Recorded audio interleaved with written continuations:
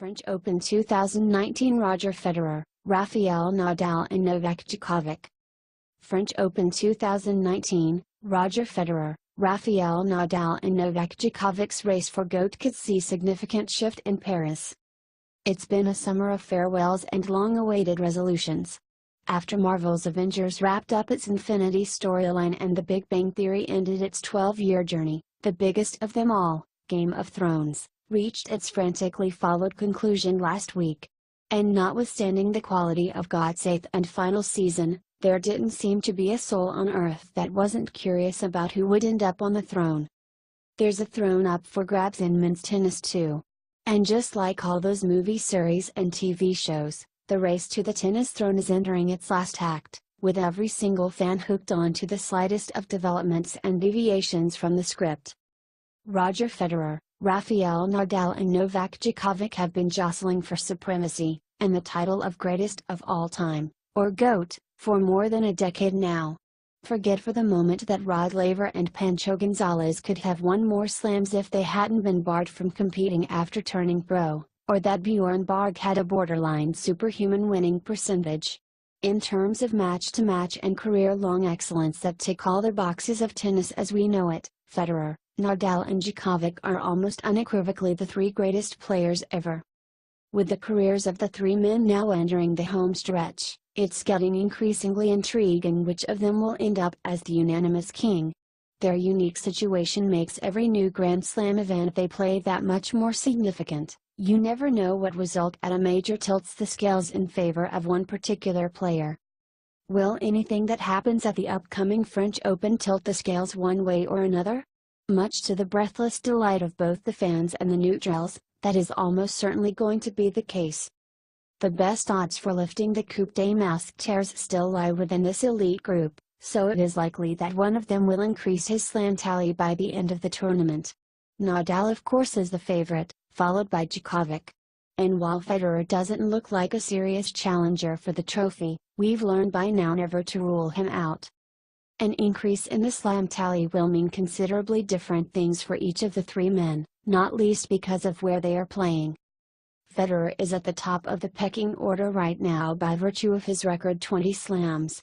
But since this is Paris and clay, he doesn't have as much at stake as the other two. A loss at a tournament that the Swiss hasn't even played the last 3 years will do little to affect his legacy. A win for Federer would likely seal the GOAT debate for the time being, but it might not be wise to dwell too long on that hypothesis considering how unlikely it is for him to win 7 best-of-5 matches on clay at the age of 37. The real contest, as it has been for much of the last year and a half, is between Nadal and Djokovic. Nadal trails Federer by 3 majors, and Djokovic is a further 2 slams behind. Taking into account the fact that at 32 years old each, they are both much younger than the Swiss, it can be assumed that every major they win from here on out is a loud voice of dissent against the claim of the incumbent ruler. It goes without saying that Nadal has plenty at stake this French Open.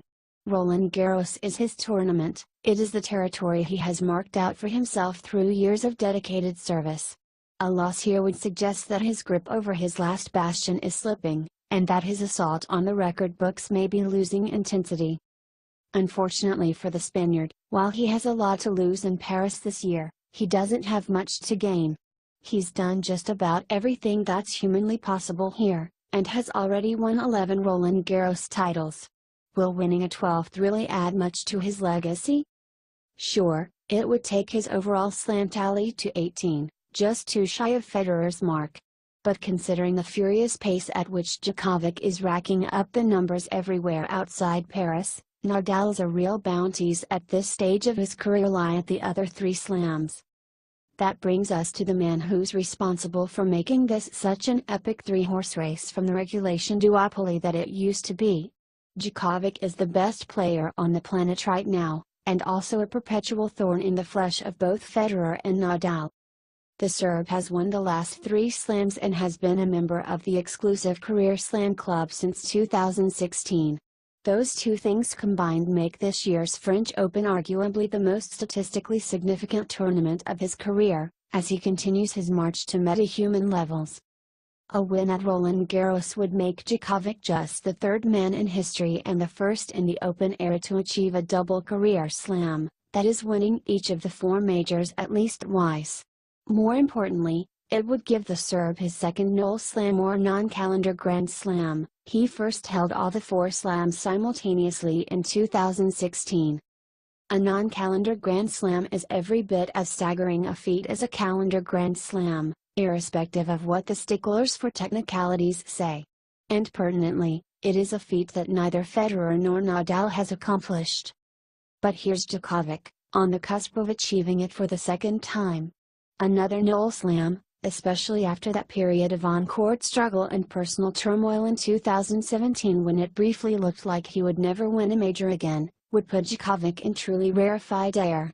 It would establish a unique legacy for the Serb as the true and most dominant master of all surfaces.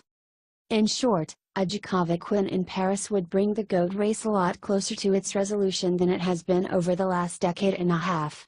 But with Nadal seemingly back at his best, the task won't be easy. It never really is for the members of this elite club. Whatever they do, they always have to fight off a player who could legitimately be called the greatest of all time. That's what makes this battle so very special. Of course, it is entirely possible that none of the big three triumphs at this year's French Open, with someone like Dominic Thiem or Stefanos Tsitsipas playing spoilsport. But would any fan of epic sagas like that? An anticlimax isn't quite the most enjoyable conclusion, as millions of people who disappointingly watched Bran Stark ascend to the throne would readily attest.